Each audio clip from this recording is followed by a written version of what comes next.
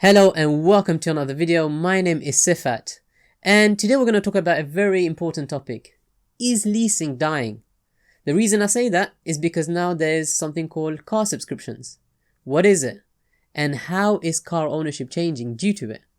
Stay tuned as I show you the main differences, and especially at the end of the video where I show you a complete side-by-side comparison in terms of the costs and exactly what you get for your money.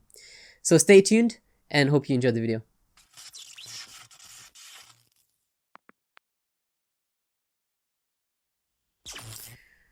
Right, so here's the main headline in case you don't have time for the whole video. Car subscription, especially in this current climate, is very appealing due to the fact that it's very flexible and it doesn't have a big hefty deposit. So the commitment is much less than car leasing, but car leasing can be cheaper. Now, let's dig in a little bit deeper into those points though.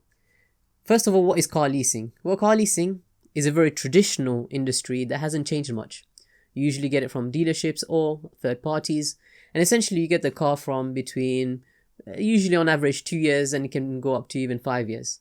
The longer you keep it for, the cheaper the monthly payments are to have the car. And at the end of the contract, you have either sort of paid off the car or you have a balloon payment that you need to pay if you want to keep the car. And a balloon payment is essentially just the final amount that you pay to cover the cost of the car, or you give the car back and get a new one if you want to, or simply end the contract. However, car subscriptions, something that's quite new now, is disrupting that. When you think of subscriptions, you think of, say, Netflix, which completely disrupted Blockbuster, for example, by allowing you, for a small amount of money that you pay and you subscribe to per month, having a wide range of titles to see. And you can see the popularity of Netflix as opposed to Blockbuster, which went on the basis of you actually owning the titles that you'd be watching. Car subscription is sort of similar. It gives you the car and everything you could possibly need for it on one monthly subscription cost. The car, the insurance, the maintenance, the breakdown cover, and in some cases other add-ons which may be very useful to you. And the main difference is that you can have that for no deposit, although in some cases there is a sort of sign-on fee which is a lot cheaper than the deposit you pay on a leasing deal. And the flexibility of having a car subscription for as short as 1 month with some of the companies like Grover, and keeping the car for up to 2 years. And just like any other subscriptions, you can renew, and at which point you either keep the car or give it back and get a new car. So that's quite appealing. So now that we've defined the two, I say clearly in my title that leasing is dying. It's a bold statement to make, but I've got my reasons. There's essentially 3 big reasons where car subscriptions excel over leasing. Number 1 is the customer experience. You see, with leasing, it's notorious for it being a very, very complex process, often compared to really getting a mortgage rather than a car, with so much paperwork involved.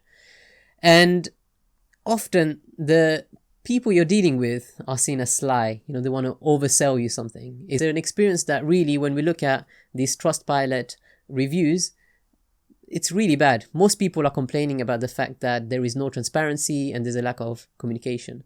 When we look at Drover and Onto and a few others in the market, they've been able to make that complete sales process online, something that is highly, highly valuable in 2020. You're able to go onto the website, see exactly what cars are available, get the price instantly, be able to choose how long you want it for, and if through a simple click-through process, you've got the car, you've got the insurance, you've got the maintenance, you've got the MOT, you've got the breakdown cover, all done within a very short period of time without having to speak to a single operator trying to upsell you something. And the second reason why car leasing is dying is the fact that we don't like to commit, especially in this day and age, amplified by, the current situation we're living in. Making such a big purchase with a big deposit and being committed for 5 years, especially when we don't know what our motoring needs will be going forward, is very difficult. Leasing typically is up to 5 years, as I've mentioned, whereas car subscriptions, really, literally, you can have it for a month, you can have it for 2 months, you can have it for 3 months, all the way till 2 years, and everything in between. And in terms of cancelling, it's pretty simple. You give the car back and you pay a small cancellation fee. Very similar to, say, if you're getting a phone contract. And finally, in terms of the third reason, is total cost of ownership. Now that's a big one, especially with electric cars. This channel is all about EVs and the future of mobility. One of the main barriers anyway with the electric cars being adopted is the fact that it's very abnormal, strange for people to try and work out what their motoring costs will be when they don't go to fuel stations anymore, when they'll be charging their cars at home. It's a lifestyle change. It's charging your car overnight and then going on for your journey. And therefore, knowing your total cost of all of that can be a big bonus in adopting electric cars. If you want to try an electric car, getting a lease and getting it for 5 years and then realizing, electric cars aren't for you, then you're kind of stuck.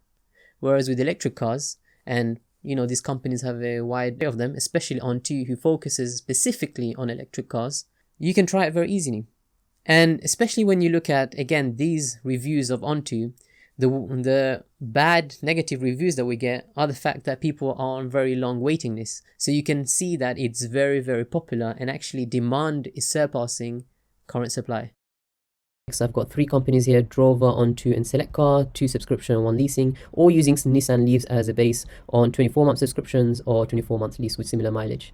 As you can see, the rental amounts don't really differ much, but where there is a difference is, of course, with leasing you need to pay a deposit, where although this is quite small compared to other leasing companies where you can go up to the thousands, and also maintenance. When you look at subscription, for example, maintenance is included. For Onto specifically, charging is included, also insurance is included. And so your out-of-pocket is actually at the end of the year not very different. The reason why Onto is actually a little bit higher is the fact that this doesn't change whether you get a 1-month subscription or a 12-month subscription. Compared to leasing, car subscription does become very competitive, and definitely when it comes to rentals. And so whilst leasing and rentals may not be dying, they're definitely changing, as you can see here from Sixt Plus, a car subscription service launched by Sixt very recently, which is essentially the same thing as what Drover and Onto is offering. So in true spirit of keeping these videos short, succinct and valuable to you, let me end on these final points, and these very important final points. Look, behaviors are changing. The way people are buying cars is changing drastically in our lifetimes. And car subscriptions has its appeal, especially due to the fact that you can get private temporary transportation, which is very valuable, especially in this current climate. The appeal of having a brand new car for a flexible amount of time, completely delivered to you without speaking to a single person, again, is very appealing. But as I've shown you with the economics, it's not for everyone. But it can be for a lot of people, especially due to the fact that analysts are saying that it can be a big $40 billion business in 2025. Essentially, a tenth of every new car that will be sold, so 1 in 10, will be through this kind of car subscriptions. But here, for me, it's not for me. And when you're watching this, you might have thought it's not for you either. You might have seen that and thought, it's quite expensive. There's a reason for that. Me and possibly you as well wouldn't go for leasing as well. This is more appealing for people who want to lease a car.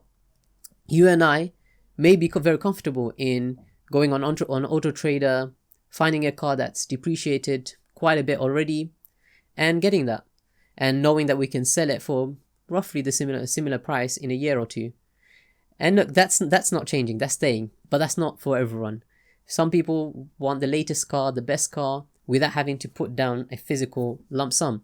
You can see many business owners doing that because they'd rather invest that money into their businesses, and therefore having small monthly payments go out is quite appealing to them.